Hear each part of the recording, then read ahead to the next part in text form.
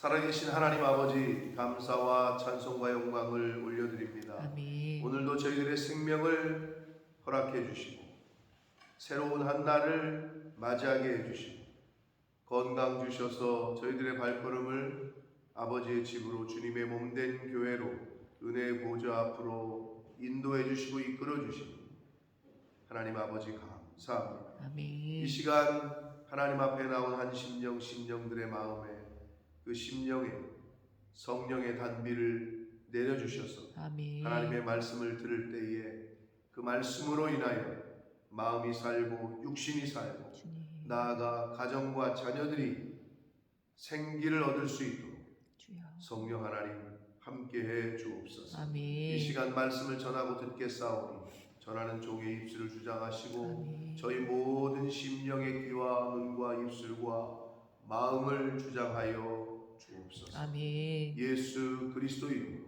축복하며 기도 올리옵나이다. 아멘. 아멘.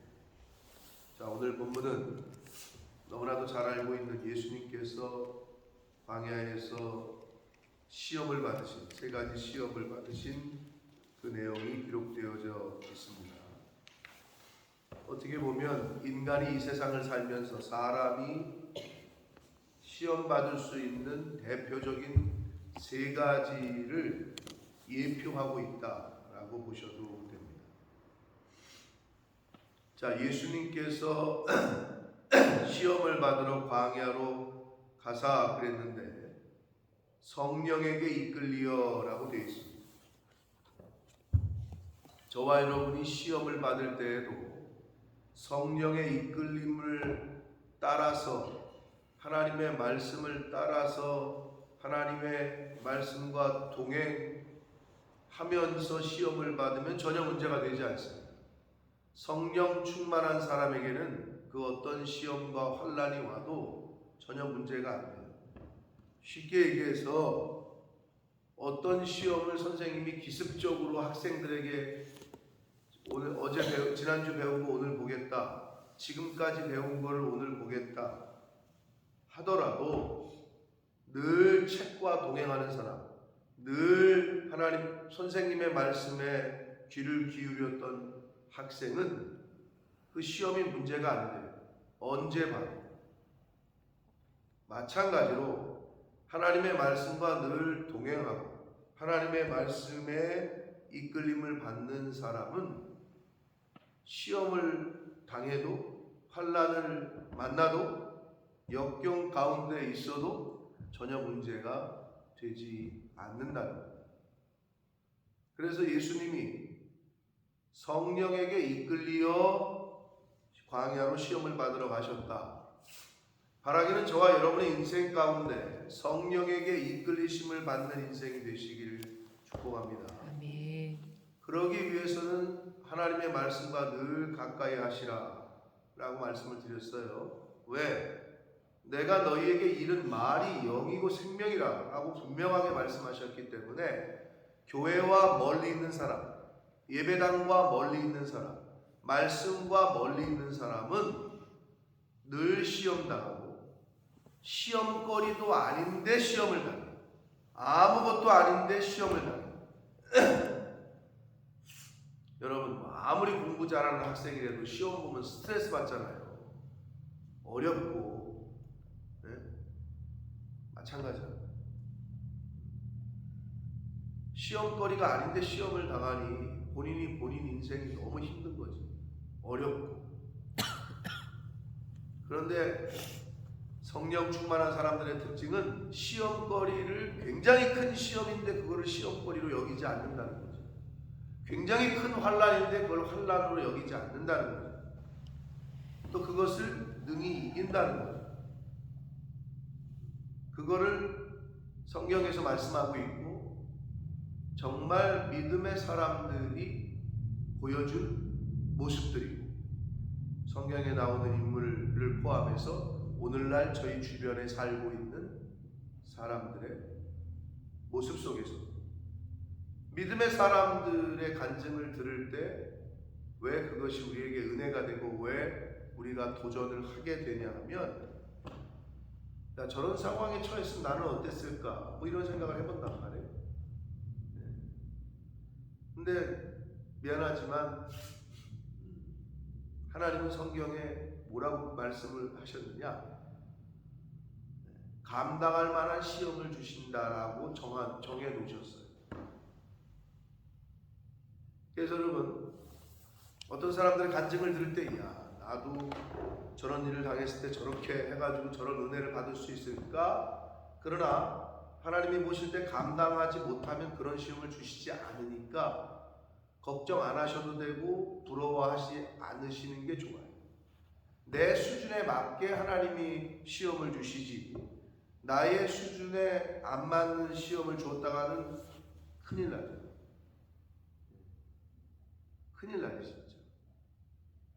그러니까 하나님은 감당할 만한 시험을 주신다고 하셨다. 자, 어떤 시험을 예수님이 받으셨고 그 시험에서 주시는 교훈과 계시성이 무엇인지 잘 알고 있는 말씀이지만 다시 한번 본문 속으로 한번 들어가 보도록 하겠습니다. 자, 시험을 받으러 어디로 가셨다고요? 광야로 가셨다라고 되어 있습니다. 시험을 당한 장소 그리고 준비하는 장소도 광야입니다. 하나님께서 하나님의 백성들을 사랑하시는데 하나님의 백성들이 이 세상에서 하나님의 자녀로 하나님의 자녀답게 정체성을 가지고 살아가지 못할 때 하나님은 하나님의 사람들을 때로 광야로 내모십니다.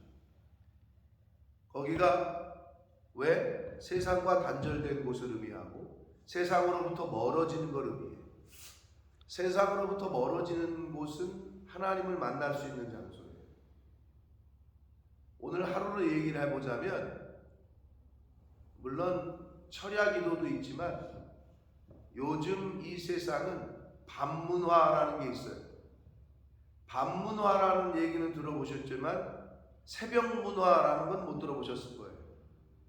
밤문화는 이 사단이 지배하는 문화라는 말을 밤의 뒤에다 붙였는데 밤문화라는 게 있어요. 왜? 밤은 어둠을 상징하고 새벽은 이제 동틀 때 해가 비칠 때를 의미하니 해가 뜨는 밝음의 첫 시간을 의미한단 말이에요. 사단은 이 세상은 밤문화 속의 사람들을 밤문화로 유혹을 해요. 그런데 새벽은 하나님에게 속했고 예수님께서도 새벽 미명에 기도하시는 거. 한국교회가 그거를 쫓아서 새벽 예배를 드리는 거 아니에요? 전 세계 유일무이하다고 했는데 보편적으로 자리 잡은 게 그렇지. 제가 존 웨슬리 목사님 사역하시던 곳 이렇게 장소에 가보니까 거기가 이제 그 박물관처럼 돼 있거든요. 가면 이제 설명도 하고 얘기도 해준단 말이에요. 그러면 제가 볼 땐 전 세계 어느 나라나 하나님과 밀접한 소통과 관계를 유지하고 있던 분들은 아침에 기도를 하셨을 것 같아요. 존 웨슬리 목사님의 그 박물관 같은 데를 소개하는 사람이 여기가 어떤 방입니까? 했더니 존 웨슬리 목사님의 서재 같은 곳인데 항상 4시에 일어나서 성경을 보고 기도하셨다. 이런 얘기를 하더라고 그분이. 그래서 역시 다르구나. 18세기 영국의 성령 부흥 운동의 중심에 서 있던 그 한 사람은 역시 하나님과 밀접한 교통을 했구나. 그런데 대한민국의 교회처럼 보편화되게 또는 교회가 당연히 새벽 예배하는 거 아니에요? 라고 80년대 90년대까지는 그랬거든요. 근데 요즘에 죄송하지만 점점 없어지고 있습니다. 새벽 예배가. 한국교회도 점점 당연한 것이 아니게 되고 있어요. 수요 모임을 없어진 교회는 너무나도 많습니다. 그냥 알아서 가정별로 드려라. 수요 모임. 뭐 아시다시피 저녁 예배 없어진 거 오래됐잖아요. 한국 교회 중에 저녁 예배가 있는 교회는 시골이나 있을까? 제가 볼 때는 한 70%는 없어지고 오후 예배로 바뀌었죠. 근데 그 바뀐 이유가 뭘까요? 왜 7시, 8시 예배에서 오후 예배로 바뀌었죠? 뭘 지극히 성도들이 원한 거죠. 시대가 바뀌면서 교회를 갔어요, 11시에. 끝나고 나서 점심 먹어야 되니까 밥도 주네, 교회에서. 밥도 줬어. 그리고 집에 가야 되는데 갔다가 7시에 또 와야 돼. 그러니까 어떻게? 그냥 여기 1시간 정도 있다가 2시에 예배 드리고 갑시다. 그래서 오후 2시 예배가 생긴 거예요.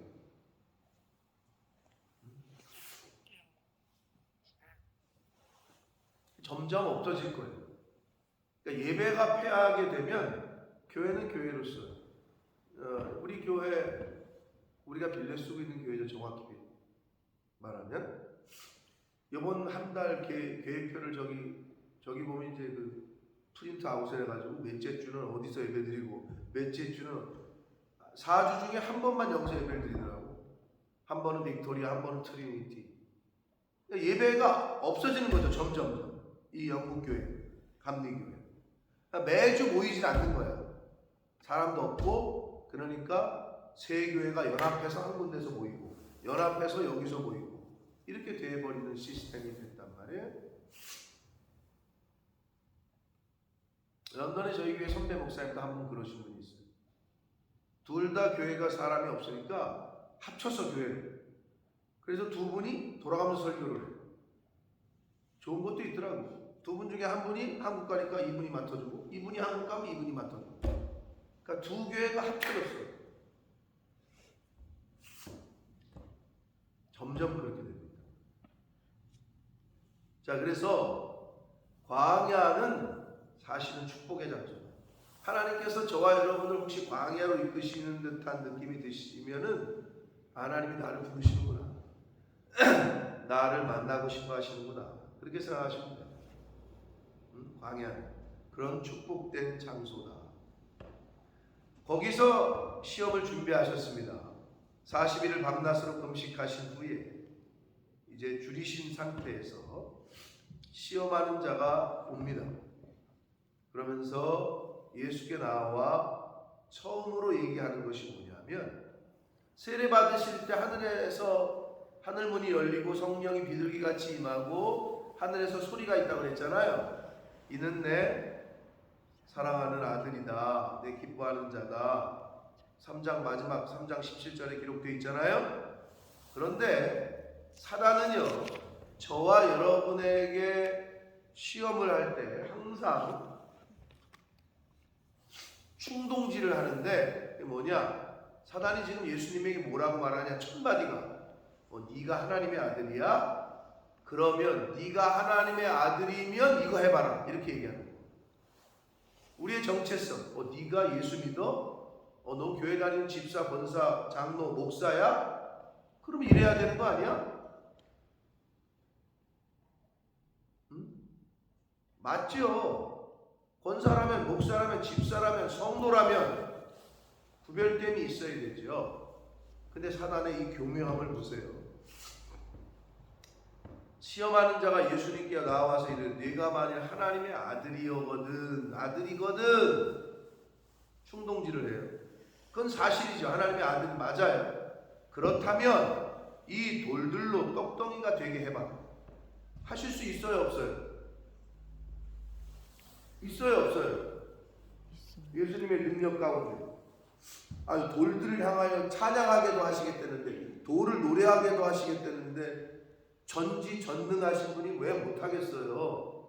못하는 게 아니라 안 하는 건데 그럼 이 돌들을 명하여 떡이 되게 해라. 이 의미가 뭐냐는 거지. 이 사단이 지금 첫 번째 시험을 하는 이 의미가 뭐냐는 거죠. 할 수는 있어, 예수님이. 근데 안 했거든. 근데 그러시면서 하시는 말씀이 세 번의 시험을 다 말씀으로 그냥 대적하시는데 기록하였으되 사람이 떡으로만 살 것이 아니요 하나님의 입으로부터 나오는 모든 말씀으로 살 것이다. 신명기 8장 3절의 말씀을 인용하시면서 말씀을 하셔요. 그러면 이 대답은 또 어떤 의미냐는 거지. 자, 돌을 떡이 되게 해봐라. 사람이 떡으로만 살 것이 아니다. 이 떡은 인간이 좋아하는 대표되는 모든 물질 세계를 말하는 거야. 우리가 말하는 그냥 찰떡, 개떡, 쑥떡, 그 떡 1차적으로는 떡인데, 먹는 음식인데, 사람이 가장 기본적으로 생리적으로 원하는 거, 물일 수도 있고요. 밥, 식사. 밥을 안 먹으면 죽잖아요. 그러니까 그걸 얘기하는 거예요. 그런데 지금 어떤 상태야? 40일을 금식하고 오신 상태야. 그러면서 가장 약점인 상태, 가장 약한 부분을 건드리는 거죠. 육체적으로 지금 금식하셨어요. 굉장히 줄이셔. 그런데 진짜 여러분 돌이 햄버거로 보일 때가 있어요. 40일 금식 저는 못 해봤다 그랬어요. 옛날 어르신들 대단한 거지. 40일을 금식, 기도원 가서 금식을 하시고 내려오시고 했단 말이에요. 저는 일주일밖에 못 해봤다고 분명히 말씀드렸는데 일주일 하니까 8kg가 빠지더라고. 그러니 40일이면 거의 몸이 반이 됩니다, 진짜. 다 생명을 걸고 하는 거지. 목숨을 걸고. 근데 진짜 뭐 돌이 햄버거로 햄버거가 먹고 싶은 거겠지. 그러니까 돌 모양을 보니까 햄버거 생각이 나는 건데 그렇게 생각이 막 든단 말이에요. 그러니까 돌을 떡이 되게 해라. 40일을 줄이신 상태에서. 근데 이 핵심은 뭐냐면 예수님의 이적, 권능 행함의 첫 번째 이적을 자신을 위해서 써보라는 거예요. 야, 너 지금 죽게 생겼지 않냐? 그러니 뭐 지금 네가 지금 죽게 생겼는데 다른 사람 또는 뭐 다른 네가 무슨 한마디로 예수 인간의 죄를 대신해서 뭐 네가 죽고 뭐 그런 거 신경 쓰지 말고 너 자신을 위해서 이적을 한번 행해봐라. 이런 의도예요. 그랬더니 예수님이 사람이 떡으로만 살 것이 아니요 하나님의 입에서 나오는 말씀으로 살 거다. 이 말은 뭐냐? 나를 위해서 이 떡을 돌을 떡이 되게 하는 거 그게 중요한 게 아니라 하나님 입에서 나오는 말씀, 즉 하나님이 나에게 맡겨주신 사명을 감당하는 게 더 우선이다. 나는 그런 의미가 표현되어 있는 것이 이 마귀의 첫 번째 시험에 마귀가 주는 말한 시험과 그에 따른 대답에 숨겨져 있는 교훈입니다. 마귀는 네가 인간의 죄를 대신하는 메시아로서의 그런 이적 말고 너 지금 배고프지? 그러니까 떡을 만들어서 너 먹어봐. 육체의 약점을 가지고 자기 자신을 위해서 이적 행해봐. 하나님의 아들이라며 오늘날 교회를 하나님의 말씀을 신앙을 믿음을 자기 자신만을 위해서 쓰는 사람들이 너무 많아요. 교회를 다니는 것도 교회 다녀야 대인관계도 있고 사업하는데 비즈니스에 도움이 되고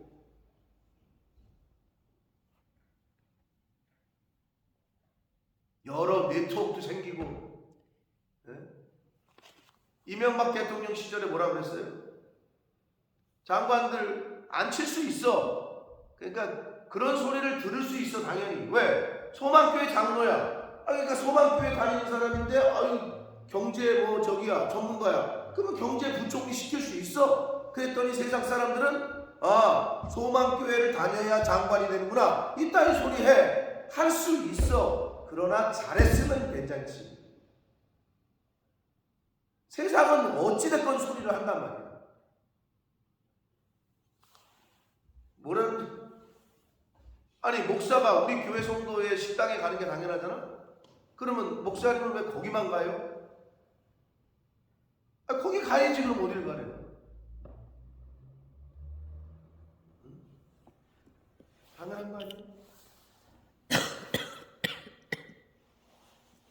그게 잘못된 게 아니라 다른 회사 다스가 누구 거냐 맨날 그 한국에 벌써 10여 년 전에 결국 이명박 씨 거였는데 자기 거 아니라고 그러고 그런 불법을 저질러서 회사를 소유하고 비자금을 챙기고 그런 짓을 하지 말았어야 했어요.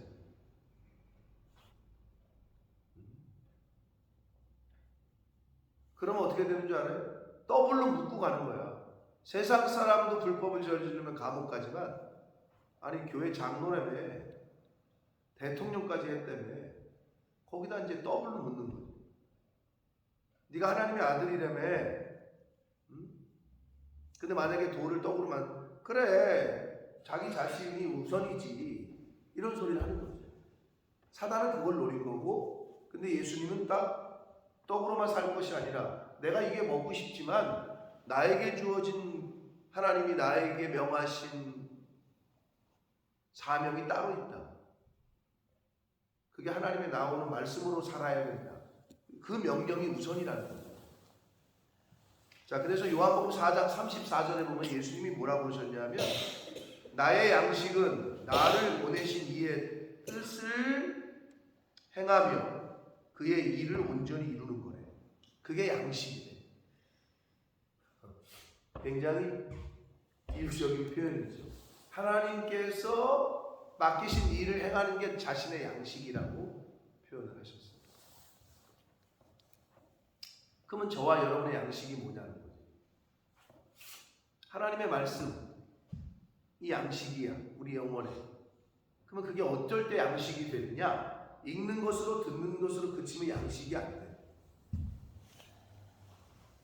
여러분 양식이 되죠. 뭐가? 책을 읽는 게 양식이 되죠. 책을 열심히 읽고 공부를 잘하면 결국에는 좋은 거 먹고 살게 돼요. 그 책 열심히 읽는 것 때문에. 제가 주연이한테 야, 네 생각에는 여기는 사법고시 제도가 없지만 한국의 사법고시에 패스하는 사람들이 네가 법대를 나왔으니까 육법전서라고 그러죠. 형법, 무슨 상법, 무슨 법 이만한 책들을 이만큼을 읽어야 되는데 그걸 네가 생각할 때 몇 번을 봐야 사법고시를 패스할 것 같으냐 라고 그랬어요.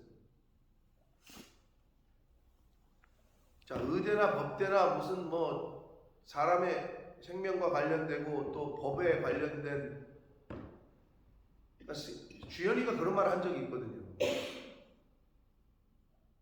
시험을 이제 졸업 시험을 준비하고 칠 때 저한테 그랬어요. 죽고 싶다. 자살 충동을 느낀다. 이걸 다 해내야 되는데 읽지를 못하겠다는 거야. 너무 많다. 승혁이가 요즘 졸업반이나 마지막 시험을 지금 오늘이 데드라인인데 책이 진짜 이만하더라고. 성경책 두께만 해. 그런 거를 몇 권 있어. 무슨 로 이거를 다 읽어내고 읽어야 쓸 수 있대. 그러니까 애가 죽으려고 하더라고.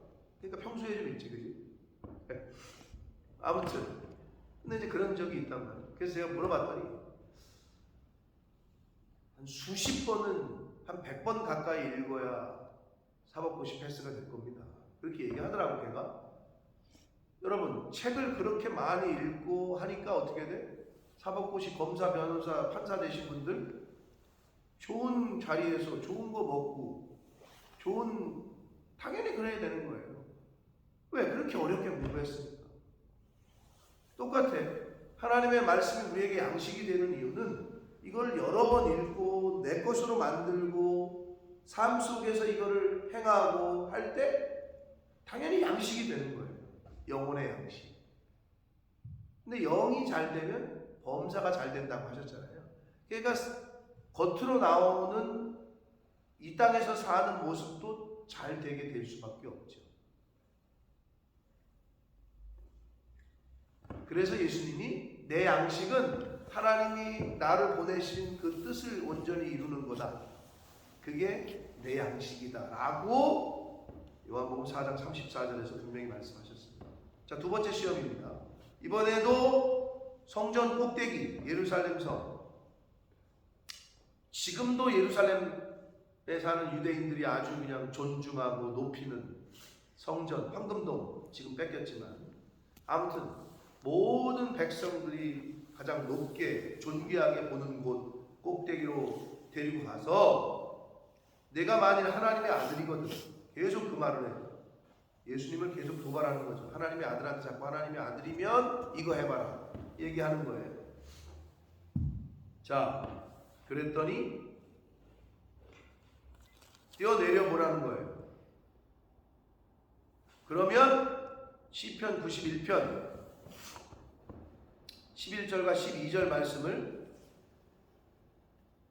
인용을 해요. 그가 너를 위하여 그의 사자들 명하시리니 그들이 손으로 너를 받들어 발이 돌에 부딪히지 않게 하리라 하였느니라. 여러분 여기서 중요한 게 있어요. 이게 누가 한 말이에요? 예? 이걸 누가 말했냐고. 시편 이거 인용하는 거를 사도. 귀신같이, 여러분 속으면 안 돼요. 그래서 귀신도 사단도 이단도 성경을 인용한다니까. 보여주고 있잖아. 딱 그냥. 여러분 그러니까 속는 거지. 사람들이 비슷하니까. 어제도 어떤 애가 저한테 전화해가지고 유튜브에서 뭐 봤는데 자기가 자꾸 자기 머릿속을 떠나지 않는데 그 사람의 디오리가 이론이 말도 안 되는 얘기야. 성경은 하나님이 만든 게 아니라 사단이 만들었고 인간들을 넘어뜨리게 하기 위해서 뭐 성경을 만들었다. 말도 안 되는 콩가루 같은 얘기를 그걸 내가 왜 보냐고. 여러분 유튜브 같은 거 잘 보셔야 돼. 아무거나 보면 안 된다고.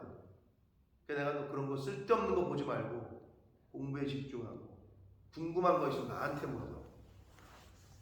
성경 공부 무료 성경 신학교로 시트 친 게 누구야? 그게 신천지야. 성경 가르쳐 준대 그냥. 그러니까 가서 듣다가 그냥 신천지에 빠지는 거야. 아무 데 가서 말씀을 듣는 게 아니라고.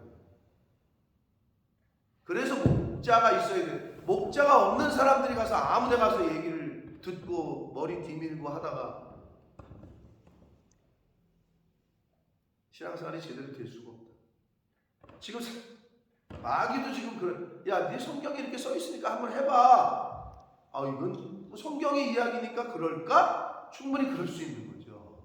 그랬더니 예수님께서 뭐라 그러셨어요? 예수님께서 이르시되 또 기록되었으되, 이번에도 말씀으로 신명기 6장 16절의 말씀을 인용하시면서 주 너의 하나님을 시험하지 말라 했다. 시험하시는 걸 아는 거죠. 높은 곳에 가서 뛰어내리라.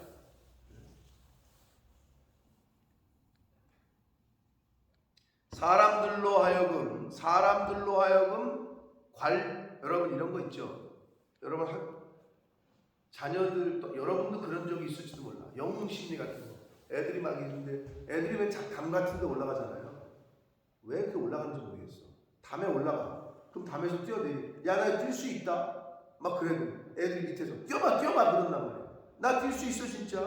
그럼 뛰어봐. 그러면 뛰잖아. 그럼 애들이 우와 막 치잖아. 너 진짜 뛰는구나. 이런 심리가 있는 거거든. 이게 뭐냐면 사람들로 하여금 갈채를 받게 해. 이렇게 박수를 받게 해.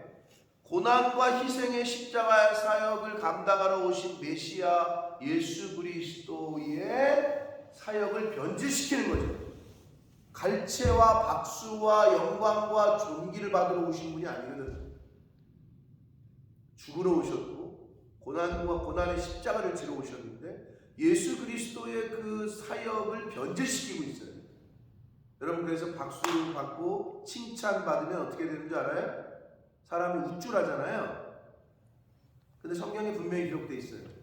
네가 이 세상에서 행한 일로 박수와 갈채를 받으면 넌 이미 대가를 충분히 받았다. 그러나 네가 나를 위해서 힘쓰고 애쓰고 수고하고 아무도 모를 때 그 상은 하늘에 쌓인다. 그래서 성경은 오른손이 하는 일을 왼손이 모르게 하고 왼손이 하는 일을 오른손이 모르게 하고 그렇게 하셨던 말씀이 바로 그거예요. 그래서 그러는 거예요.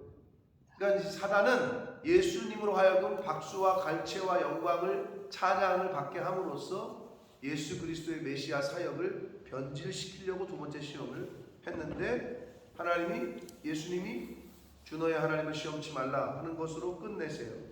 마지막 세 번째 시험. 마귀가 또 그를 데리고 지극히 높은 산으로 가서 천하 만국과 영광을 보여 이르되 내게 엎드려 경배하며. 이젠 대놓고 하고 있어요. 아유, 처음에는 이렇게 애둘러서 하다가 세상 사람들도 그래요. 아유, 솔직히 돈 더 달라는 거 아니야. 맞지? 돈 더 줄게. 세상 사람 이러듯이 마귀가 야, 하나님의 아들이거든, 하나님의 아들이거든 이렇게 애둘러 얘기하다가 세 번째 시험에서는 아주 직접 까놓고 얘기해. 너 나에게 절하면 이 얘기. 너 나에게 절하면 그러니까 돈 더 준다니까. 내가 뭘 돈 때문에 그러나? 그런데 실제로는 그런 거잖아요, 인간이. 그것처럼 아예 톡 까놓고 얘기해.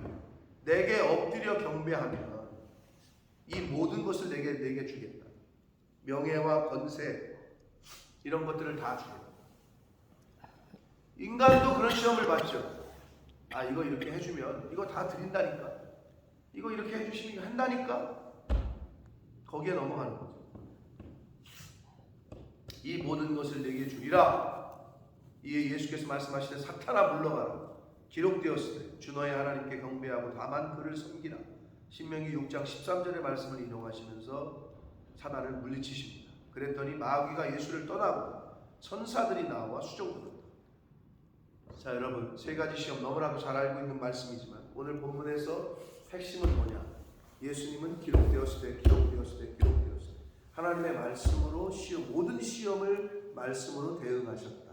잊지 마십시오. 여러분의 이 세상 가운데서 만나는 모든 시험과 어려움과 환난과 역경은 하나님의 말씀이 충만한 자, 성령 충만한 자가 이길 수 있습니다. 아멘. 그리고 마지막에 마귀가 떠났다 그랬죠. 하나님의 말씀으로만 마귀 사탄을 떠나게 할 수 있습니다. 아멘. 네, 그걸 잊지 마십시오. 그러니까 말씀은 생명이에요. 늘 말씀을 붙잡으셔야 돼요. 어딜 가시든 어느 상황에 처하시든 어떤 일이 있건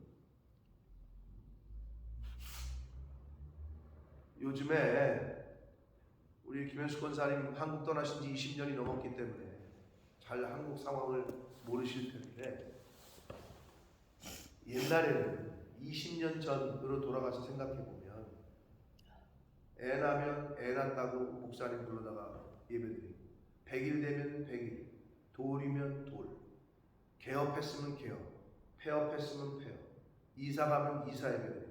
요즘 어떤지 알아요? 거의 없어요. 그리고 신방 스타벅스에서 받아요. 집에 오는 것 자체를 싫어요. 그냥 스타벅스에서 만나는 거야. 안 그런 사람들도 물론 있어. 근데 많이 바뀌고 있어. 그리고 뭘 귀찮게 목사님을 모셔다 예배를 드리고. 그렇지 않다니까요. 그 정신이 사라지고 있는 거지. 시작도 예배로, 끝도 예배로, 시작도 기도로, 끝도 기도로. 이게 사라지고 있다.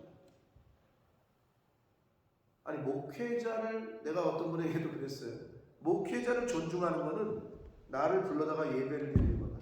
나를 불러다가 나에게 모든 것을 고민을 얘기하고 상담하고.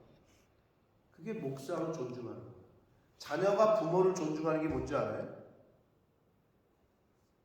아니, 그런 일이 우리 아들한테 있었어?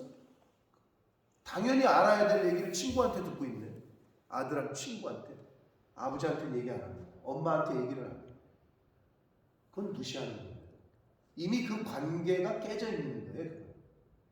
아니, 부모한테 얘기를 해야지 누구한테 먼저 얘기를 해. 똑같아. 교회 일도 목사가 나중에 하고 다 해놓고 통보를 해. 그래서 내가 그랬어. 그거는 통보지 상의가 아니다. 그러면 저는 어떻게, 그러니까 하나님도 그렇게 하실 거예요. 야, 너는 어떻게 얘기도 안 하냐. 난 네가 알아서 해. 이러실 거예요.